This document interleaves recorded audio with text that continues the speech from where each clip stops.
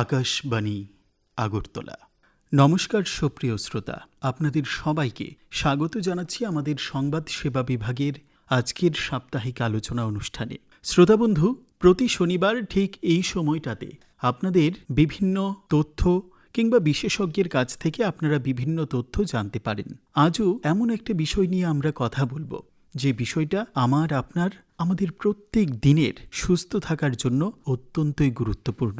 নিশ্চয়ই আপনারা বুঝতে পারছেন যে সুস্থ থাকা যেহেতু বলেছি, তাহলে নিশ্চয়ই কোনো বিশেষজ্ঞ ডাক্তার রয়েছেন আমাদের সঙ্গে। হ্যাঁ শ্রোতা বন্ধু, আমরা এমন এক বিষয় নিয়ে আজ আলোচনা করব, কারণ বর্তমানে চলছে তীব্র তাপদাহ, আর এই তীব্র তাপদাহ থেকে আমরা প্রায়শই অসুস্থ হয়ে পড়ছি, নানান রোগের দেখা দিচ্ছে শরীরের মধ্যে। কিন্তু এই তীব্র তাপদাহ কেন হচ্ছে, কিংবা এর জন্য আমরা কেনই বা অসুস্থ হয়ে পড়ছি, এই সমস্ত নানান বিষয় নিয়ে আজ আলোচনা করব। আমাদের সঙ্গে রয়েছেন ডিস্ট্রিক্ট এপিডেমোলজিস্ট ডক্টর দেবপ্রিয়া সিনহা। আপনাকে স্বাগত আকাশবাণী আগরতলার আজকের আলোচনা অনুষ্ঠানে। নমস্কার সবাইকে। ম্যাডাম, প্রথমেই যেটা জানতে চাইব, তীব্র তাপদাহ, আর এই তাপদাহ থেকে গরম তো অনুভূত হচ্ছেই, তার পাশাপাশি নানান রোগের দেখা দিচ্ছে, কেন হচ্ছে সেটা?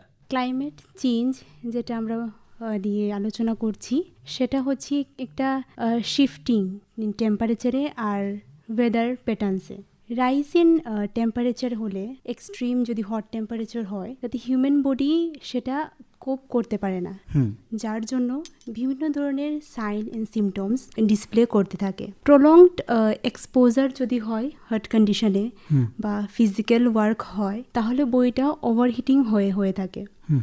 আমরা যেটাকে থার্মোরেগুলেশন বলি, বডির থার্মোরেগুলেশনটা ডিসরাপ্টেড হয়ে যায়, হাইপারথার্মিক একটা কন্ডিশন চলে আসে। তো হিট ইলনেসেস যেগুলো নিয়ে আমরা আলোচনা করছি, সেটা এক type of A medical condition, যেটা এক্সট্রিম হিট ওয়েদারে বা হিট ওয়েভে এক্সপোজ হলে সেটা আমরা দেখতে পাই। কিছু কিছু সাইন অ্যান্ড সিমটম যেগুলো দেখে আমরা আইডেন্টিফাই করতে পারবো পেশেন্টকে, সে হচ্ছে হঠাৎ করে মাথা ব্যথা হওয়া, বমি আসা, সাডেনলি প্রফিউজ সোয়েটিং হওয়া, স্কিনে র্যাশ চলে আসা, মাসেলসের মধ্যে ক্র্যাম্পস আসা, এক্সট্রিমলি হঠাৎ করে ফ্যাটিক হয়ে যাওয়া বা টায়ার্ডনেস ফিল করা। তাছাড়া আমরা আরেকটা জিনিস যেটা দেখব, সেটা হচ্ছে কি ভালনারেবল গ্রুপস কিছু আছে যাদেরকে আমরা মেনলি ফোকাস করব, যেমন হচ্ছে যারা আউটডোর ওয়ার্কার্সরা থাকে বা ফার্মার্সরা থাকে, যারা কন্টিনিউয়াসলি প্রলংড এক্সপোজার হচ্ছে ফিল্ডে।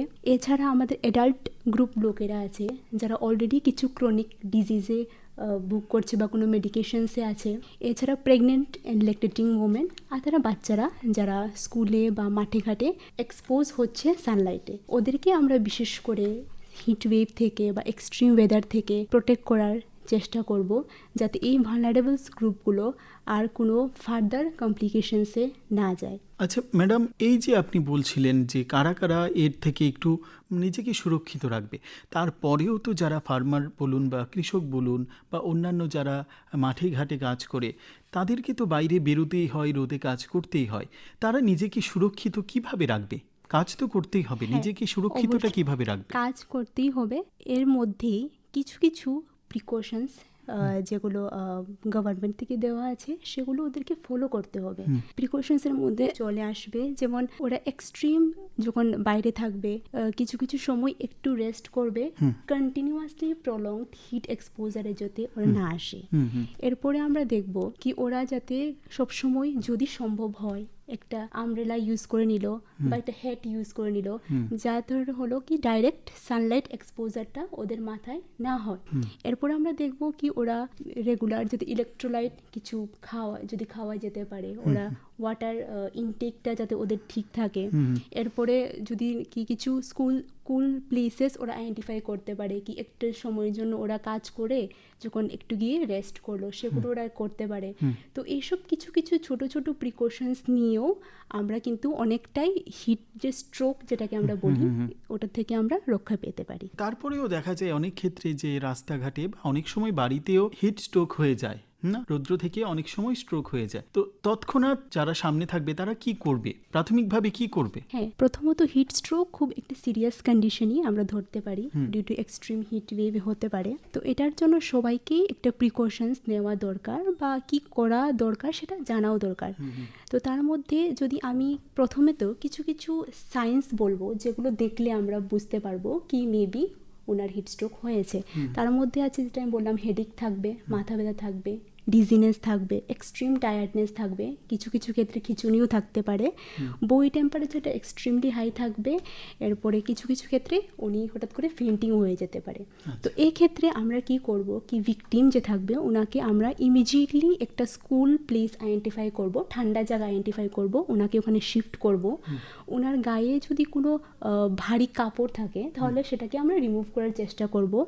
এরপরে ওনার যেখানে আমাদের ব্লাড সাপ্লাইটা বেশি, যেমন নেক, আর্ম, পিটসে, আমাদের কাছে যদি ইমিডিয়েট যদি আইস প্যাক থাকে তো ওই আইস প্যাকগুলো আমরা সেখানে ইয়ে করব, বা ভিজা টাওয়েল দিয়ে আমরা কাভারিং করার চেষ্টা করব পেশেন্টকে। যদি ইন কেস হয় মাথার মধ্যে কিছু, আমরা জল দিয়ে আমরা সেটাকে স্নান করানোর চেষ্টা করব। অ্যান্ড ইভেন আফটার দ্যাট যদি হিট স্ট্রোক, সেই ক্ষেত্রে বলবো মাথায় যদি জল দিতেই পারি আমরা, তাহলে কি জল খাওয়াতে পারবো কোনোভাবে? অনেক ক্ষেত্রে তো বলা হয় যে মাথা হঠাৎ যদি ঘুরিয়ে পড়ে যায় সঙ্গে সঙ্গে জল না খাওয়ানোর জন্য, সেই ক্ষেত্রে কি করব? না, সেক্ষেত্রে আমরা দেখব কি পেশেন্টটা কোন কন্ডিশনে আছে। আচ্ছা। যদি পেশেন্টের মধ্যে যদি কিছু সেন্স আছে আমরা কিছু কিছু একটু অল্প করে খাওয়াইতে পারি। আচ্ছা। এরপর দেখছি কি পেশেন্টের মধ্যে যদি কোনো সেন্স নেই, আমরা ইমিডিয়েটলি ব্যবস্থা করব কি ওনাকে নিয়ারেস্ট হেলথ ফেসিলিটিতে বা যে কোনো হেলথ প্রোভাইডারকে আমরা ইমিডিয়েটলি কন্ট্যাক্ট করতে পারি ফর বেটার প্রিকশনস। এমনিতে সাধারণ মানুষ, আমরা যারা সাধারণ মানুষ রয়েছি, আমরা কতক্ষণ পরপর জল পান করব? এখন দেখেন কতক্ষণ পরপর জল পান করা এখন ডিপেন্ড করে কি আমাদের ফিজিক্যাল বা স্ট্রেনাস বা এক্সারসাইজ আমরা কোন সার্কামস্টেন্সে বা কোন সিচুয়েশনে আছি। তো হিট ওয়েভের ক্ষেত্রে যেটা বলা হবে বা এক্সট্রিম হিটে যেটা বলা হবে কি প্রথমত তো আমাদেরকে একদম এক্সট্রিম আইস কোল্ড ওয়াটার অ্যাভয়েড করা দরকার। আচ্ছা। অ্যান্ড আমরা যদি বাইরে প্রলংড এক্সপোজার হয়েছি সানলাইটে, এখান থেকে যদি আমরা কোনো কোল্ড প্লেসে এসেছি আমরা একটু ওয়েট করব, লাইক 15 to 20 মিনিটস। এরপরে আমরা আস্তে আস্তে ট্রাই করব আমরা নর্মাল রুম টেম্পারেচারের বা নর্মাল টেম্পারেচারের জলটা খাওয়ারই আমরা ট্রাই করব। এরপরে বিশেষ যদি কোনো কোল্ড ড্রিঙ্কস বা ক্যাফিনেটেড ড্রিঙ্ক বা প্যাকেজ ড্রিঙ্ক যেগুলো থাকে সেগুলোকে আমরা একদম অ্যাভয়েড করব। আমরা ট্রাই করব কি সবসময় ইলেকট্রোলাইট ড্রিঙ্কস যেগুলো থাকে, মেবি ওআরএস, মেবি গ্লুকোজ বা লেমন ওয়াটার বা নর্মাল টেপ ওয়াটার, সেগুলোই আমরা পান করার চেষ্টা করব। আমরা কিন্তু বেশিরভাগ ক্ষেত্রেই যারা একটু বেশি গরম অনুভূত হলেই আমরা ঠান্ডা পানীয় খেয়ে নিচ্ছি, সেটা আপনি বলছেন একেবারেই স্বাস্থ্যের পক্ষে এই সময়টাতে মারাত্মক ক্ষতিকর। হ্যাঁ, আমরা কিছুটা আমরা ট্রাই করব আমরা নর্মাল টেম্পারেচারে জল খাওয়ার। আর তাছাড়া যদি আমরা ইমিডিয়েটলি হিট থেকে কোল্ডে এক্সপোজার হচ্ছি আমরা কিছুক্ষণ ওয়েট করে পরে জলটা পান করার চেষ্টা করব। এই যে তীব্র তাপদাহ বা এই যে হিট ওয়েভ কেন হচ্ছে, কি মনে হয় আপনার? আমাদের যে চেঞ্জ ইন যে ওয়েদার হয়েছে বা ক্লাইমেট চেঞ্জটা হয়েছে সেটাতে আমি অনেকটাই বলবো কি আমাদের হিউম্যান মেড কিছু কন্ট্রিবিউশনও আছে। তার মধ্যে সবচেয়ে প্রথম হলো কি আমাদের র্যাপিড আরবানাইজেশন যেগুলো আমরা হচ্ছি, তারপরে ডিফরেস্টেশন আমরা করছি, তারপরে মেবি কোনো জায়গায় আমরা এক্সেসিভ ওভার ইউজ অফ মানে ইলেকট্রিসিটি করছি, ইউজ অফ লাইক অ্যাপ্লায়েন্সেস করছি যেগুলো থেকে হার্মফুল কিছু গ্যাসেস আমাদের এনভায়রনমেন্টে চলে আসছে। তো দিস আমরা অনেক ভেহিকেলস আমরা ইউজ করছি যেখান থেকে অনেক ফুয়েলস আমরা এক্সপোজ করছি আমাদের এনভায়রনমেন্টে। তো এগুলোই কিছু কন্ট্রিবিউটিং ফ্যাক্টরস আছে যেগুলো আমাদের ক্লাইমেটকে এফেক্ট করছে আর যার জন্য আস্তে আস্তে হিট যে ওয়েভটা যে আছে এটা বেড়েই চলে যাচ্ছে। বর্তমান সময়ে জুন জুলাই মাসে আমরা বৃক্ষরোপণ করে থাকি, কিন্তু তারপরে যে সেই বৃক্ষরোপণটাকে করার পর সেটাকে যত্নে রাখা, গাছটাকে বড় হচ্ছে কিনা সেটা কিন্তু আর করা হচ্ছে না, সেটাও কিন্তু সব থেকে আগে গুরুত্বপূর্ণ। কি মনে করেন?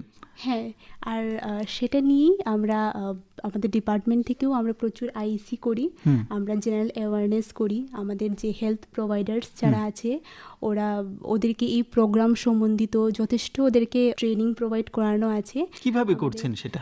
মেডিকেল অফিসার্সদের করানো আছে। আমরা বিভিন্ন লাইক হেলথ ক্যাম্পস অর্গানাইজ করি বা বিভিন্ন আমাদের অন্যান্য প্রোগ্রামসের সাথে আমরা কোলাবোরেট করে আমরা লাইক কমিউনিটিতে ভায়া আমাদের আশাস আমরা ওদেরকে মোটিভেট করি টু প্ল্যান্ট ট্রিজ বা কি হতে পারে হিট ওয়েভসের জন্য ওদেরকে আমরা সেন্সিটাইজ করি।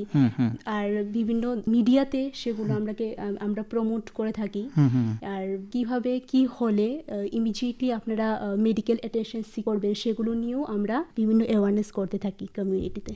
আমাদের আলোচনা প্রায় শেষ মুহূর্তে, সবশেষে আপনার কাছে জানতে চাইব যে এই তীব্র তাপদাহ থেকে জনগণকে সুস্থ রাখতে পশ্চিম ত্রিপুরা জেলায় কিভাবে কাজ করছেন আপনারা? পশ্চিম ত্রিপুরা জেলায় প্রথমত অনেক উদ্যোগ নিয়েই এই প্রোগ্রাম দিয়ে কাজ করছে। তার মধ্যে আমরা বিভিন্ন ধরনের আইইসি ডিসপ্লে করছি, ইন ডিফারেন্ট মিডিয়াতে করছি। এরপরে আমরা মেডিকেল অফিসার্স আমাদের ট্রেন্ড আছে two cope up with the situation. আমাদের হসপিটালসের মধ্যে আমাদের হিট স্ট্রোক রুম আইডেন্টিফাই করা আছে। ইন কেস কোনো পেশেন্ট সাডেন রেফার হয় তো ওনাকে যাতে প্রপার প্রিভেনশন বা ইন্টারভেনশনটা দেওয়া হয়। এরপরে আমাদের যে কমিউনিটি হেলথ অফিসার্স আছে, আমাদের আশাস যারা আছে তাদেরকে যথেষ্ট সেন্সিটাইজ আমরা করেছি রিগার্ডিং হিট ওয়েভ বা হিট স্ট্রোক হলে আমরা কি করে আইডেন্টিফাই করতে পারবো।